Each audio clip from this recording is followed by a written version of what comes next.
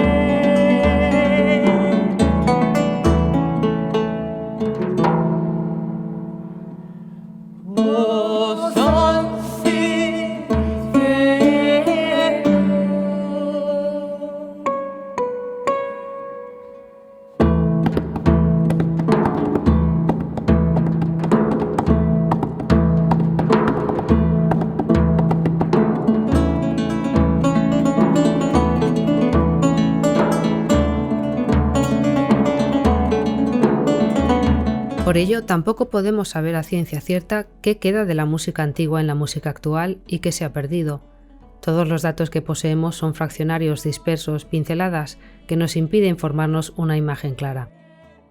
Damón de Atenas, uno de los maestros de Sócrates, fue uno de los primeros filósofos griegos que establecieron una conexión entre la música y la formación del carácter humano, el ethos, para bien o para mal.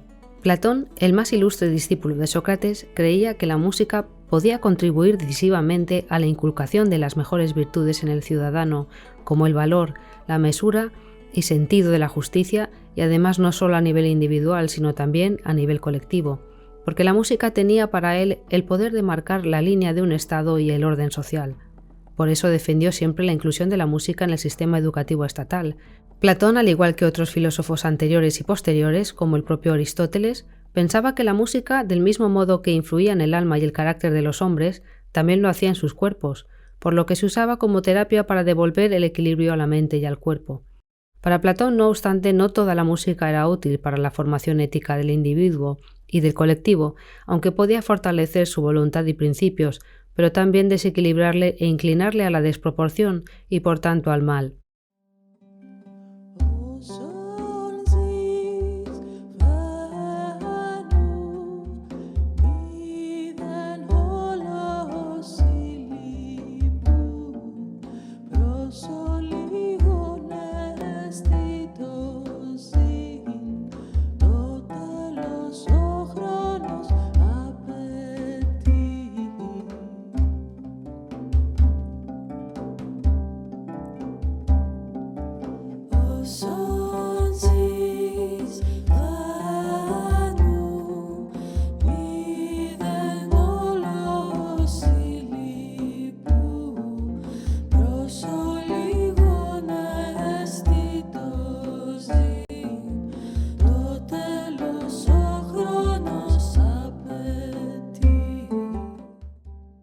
La conjunción entre música y matemática tenía una larga historia.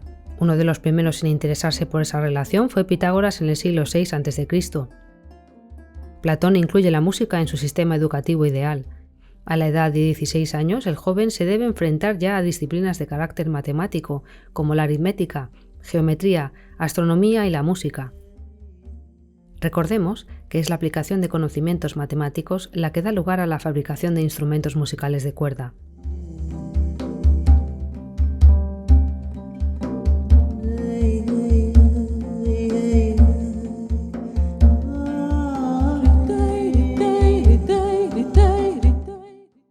Un músico profesional debía seguir una educación integrada en 3 ramas unidas: la retórica, para ser capaz de manejar la lengua con soltura suficiente para componer bellos versos; el canto, para manejar la voz con habilidad, tanto en la monodia o canto en solitario, como en la corodia o canto en coro; y la rítmica, para tocar los instrumentos con mayor destreza que los ciudadanos corrientes, sobre todo la cítara y el aulos.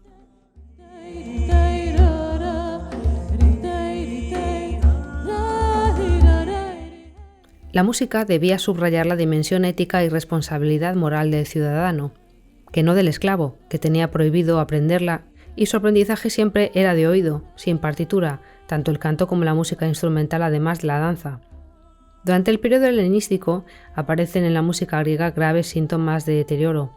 Empezó a difuminarse la estrecha relación de poesía, música y danza.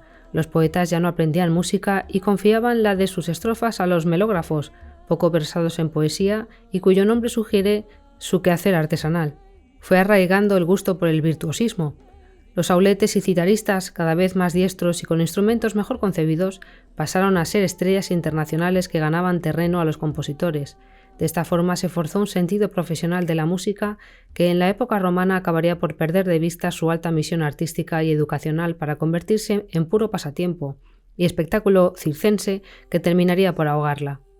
A partir del siglo IV, el músico empezó a considerarse a sí mismo más como un ejecutante que como un autor, y se hace profesional. Así nacieron conceptos como el virtuosismo y el culto al aplauso. Los flautistas vieron crecer su influencia y clase social, pero los intérpretes más valorados a juzgar por sus honorarios eran los citaristas.